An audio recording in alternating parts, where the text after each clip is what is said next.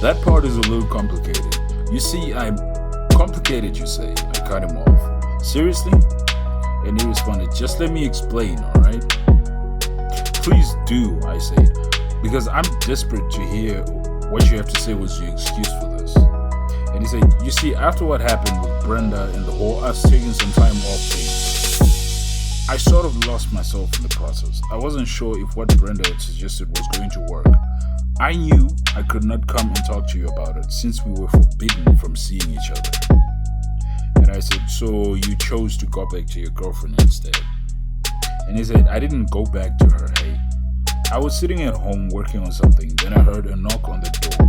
I opened the door and there she was, dressed like she was going for a stripper party.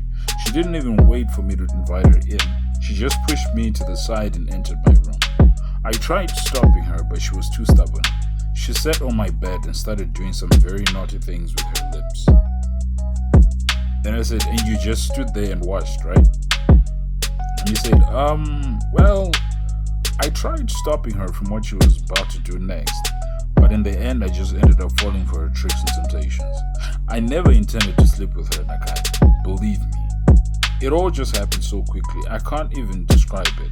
I woke up the next morning and left her in bed to go get some air. Wait, she actually spent the night at your place? I asked. Okay, you know what? I don't want to hear any more of this. I have to go. I guess Brenda was right about you. Nakai, wait, he said. I am really sorry. I never meant to hurt you in any way or betray your trust in me. It was a moment of weakness and I regret doing it. And I said, really? Because the way you've been spending so much time with her doesn't really preach regret, does it? And he said, she's blackmailing me into being with her. I don't want any part of this. Blackmailing you, I responded. Are you not even embarrassed to utter such words, dude? A grown man like you saying that he's being blackmailed into spending time with a woman. You should be ashamed of yourself, boy. I turned around to walk away and he pulled my hand to try and stop me. I don't know how or why it happened, but I gave him a strong slap. It was so strong it actually shocked even me. I left him holding his cheek in shock. On my way home, I met Melissa, who was coming from her boyfriend's place. From the way she walked, I could tell something sweet had happened. Plus, the glow on her face didn't do her much justice. I didn't want to ruin the good vibe she had going on. So, when she asked me where I was coming from, I just told her I had gone to school to do a little bit of studying. I did not mention anything about Ndu. Mel's escorted me home and she stayed for a while since she didn't stay far from where I stayed. We baked a cake together and had lots of fun. It was during those fun moments that she started opening up about what had happened at her boyfriend's place. To be honest, I couldn't believe my ears. It was as if I was listening to some serious R-rated content on the radio. In the end, I saw how happy she was and I just couldn't help but be happy for her. Brenda got home late from work that day and I had to do the cooking. Mel's helped out and then I had to escort her to a place and come back and finish up. Brenda had become like a big sister to me. She cared about me in ways that I could never explain. She was always there when I needed her, and whenever I was with her, I never felt lonely. Despite now having Brenda in my life, I still miss my mother and sisters. During semester breaks, I would go home, but it would just be for a week or two, and that wasn't enough because I had to go back to her as quickly as possible.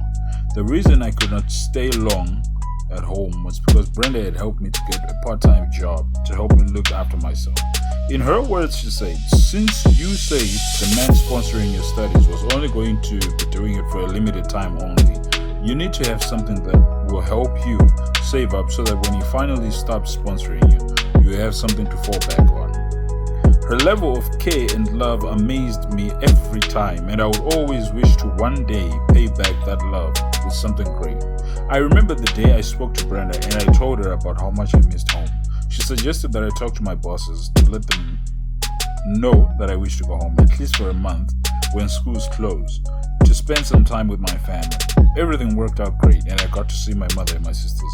So much had happened back home that I had missed out on, and on top of everything, I was just glad that they were okay and doing well. After my last conversation with Ntu, I never heard from him until the day I came back from home and met him by the taxi rack. I just ignored him like he never existed. And I actually felt pretty good. He tried talking to me, but I kept silent. Getting back to school, I told myself I was going to be my own woman, strong, fearless, and that no man was ever going to disturb my vision again. I developed a serious hatred for men.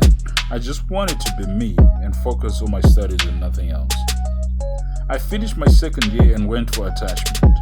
It was during my attachment that I met a man who changed my view on relationships and men forever. He was kind, he was caring, and he respected me so much. I don't want to say that I was falling for him, but I would be lying if I say I wasn't.